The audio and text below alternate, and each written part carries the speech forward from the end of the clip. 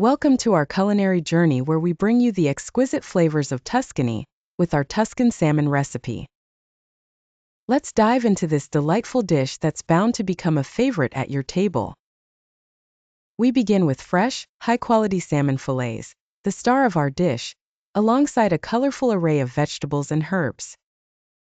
You will need salmon fillets, cherry tomatoes, fresh spinach, minced garlic, heavy cream, grated Parmesan cheese, and a blend of Italian herbs. Start by preheating your oven to 375 degrees Fahrenheit. Season the salmon fillets with salt, pepper, and a sprinkle of Italian herbs. Heat olive oil in a skillet and sear the salmon fillets for about 3 to 4 minutes on each side until they're golden brown. Remove the salmon and set it aside. In the same skillet, add minced garlic and sauté until fragrant.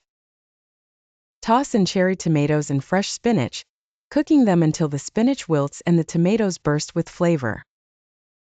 Pour in the heavy cream and stir in the grated Parmesan cheese, allowing the mixture to simmer and thicken beautifully. Return the seared salmon fillets to the skillet, spoon the creamy vegetable sauce over the top, ensuring they are generously coated. Transfer the skillet to the preheated oven and bake for about 10 to 12 minutes, until the salmon is cooked through and the sauce is bubbling and rich. Once it's ready, carefully remove the skillet from the oven.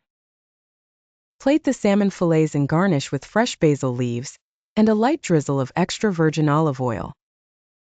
Serve your Tuscan salmon with a side of crusty bread or over a bed of creamy mashed potatoes.